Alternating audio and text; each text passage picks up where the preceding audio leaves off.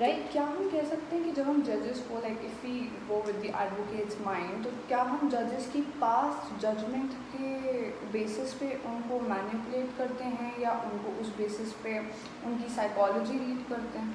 सी हम उनकी साइकोलॉजी इस तरीके से रीड करते हैं कि एक उनके जो पास्ट जजमेंट्स हैं उनको या तो हम एज इट इज़ उनको दें, अदरवाइज़ हम लोग उस चीज़ को मैनिपुलेट करें कि ये जो जजमेंट थी या जो भी आप डिसीजन है या वो जो डिसीजन देंगे वो आपके फेवर में जाए। जस्ट दैट हम लोग डायरेक्टली नहीं कर सकते, तो वो हम लोग करते हैं कि अपने एविडेंसेस देते हैं, आपके विटनेसेस को मैनिपुलेट करते हैं, क्रॉस एग्जामिनेशंस में करते हैं। So we normally try to change the जजेस एस्पेक्ट, उनका जो माइंड मेंटल स्टेटस है वो हम चेंज करने की कोशिश करते हैं। Okay, so what is the criminal psychology status in India according to you?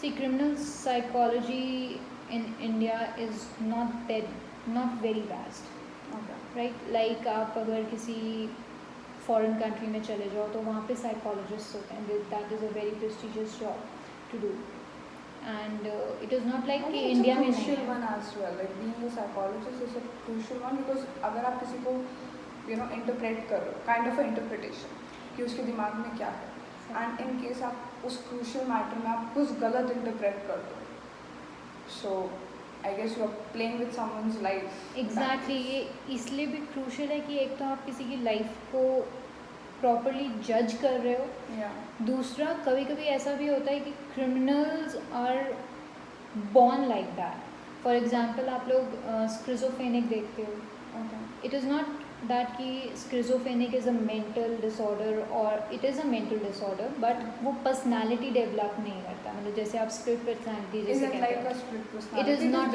It is different from a split personality, it is not a different personality, it is the same personality. मतलब ये आप ही की personality है, born with a criminal mind. Exactly, मतलब हमेशा हर चीज़ में mind दूसरी तरफ जाएगा, मतलब क्रिमिनल साइड पर जाएगा, या it will go on a negative side, it will never go on a positive way. और जहाँ तक स्प्लिट पर्सनैलिटी की बात होती है वहाँ पर आपकी दो पर्सनैलिटीज़ होती हैं, one is evil and one is angel, जिसे हम कहते हैं यान and yen. That concept is a split personality का कुछ रोल है इन क्रिमिनल साइकोलॉजी में? कई बार ऐसे होता है कि कुछ केसेस, कई केसेस हम लोग डिस्क्लोज भी नहीं करते हैं, बट कुछ केसेस ऐसे होते हैं जैसे जिसमें एक बंदे को पता ही नहीं है कि उसने क्राइम कर दिया, सो दैट टाइम साइकोलॉजिस्ट आते हैं या साइकाइट्रिस्ट जिसे हम कहते हैं, दे कम इन प्ले द रोल। उस टाइम पे जब उनको स्टडी किया जाता है तब पता लगता है कि उनको स्प्लिट पर्सनैलिटी डिसऑर्डर्स है, तो वो हार्डन क्रिमिनल्स या सेकंड ऑफेंडर्स या इनमें नहीं कैटेगराइज करते हैं, वो फर्स्ट ऑफेंडर्स में आ जाते हैं। उनका ट्रीटमेंट वो मेडिकल उसमें चले जाते हैं। So any other field in criminal psychology, the one with if the one person is born with criminal mind, right? This is the one psychology. Then there is behavioral theory. Okay. अब behavioral theory में क्या होता है कि जैसे जैसे आप बड़े होते जाते हो वैसे वैसे आपका बिहेवियर वैसे बनता जाता है। And reasons behind it? Reason behind it या तो आपके सर्कमस्टांसेस उस तरह से हैं, या फिर आप इस ऐसे एटमॉस्फेयर में ग्रोन अप कर रहे हो जिस एटमॉस्फेयर में क्राइम्स या फिर नेगेटिव चीज़ें, या फिर आपने बहुत ज़्यादा बचपन में टॉर्चर झेला है, you do not have that kind of a love and affection you should have, right? So this in today's world, most of the youth, they are more inclined towards drugs, alcohol, and such kind of abuse. So do you think ये कहीं ना कहीं एक psychological हो गया है कि हाँ अगर हम ये सब करेंगे, so you know the society will accept us, the world is more beautiful if we are if we are intoxicated. So do you think ये criminal psychology में भी जा रही है? Okay, because youth is committing lot of offenses these days. Yeah, like you might have studied about the Nirbhaya case. Yes. That was one of the horrific cases in India.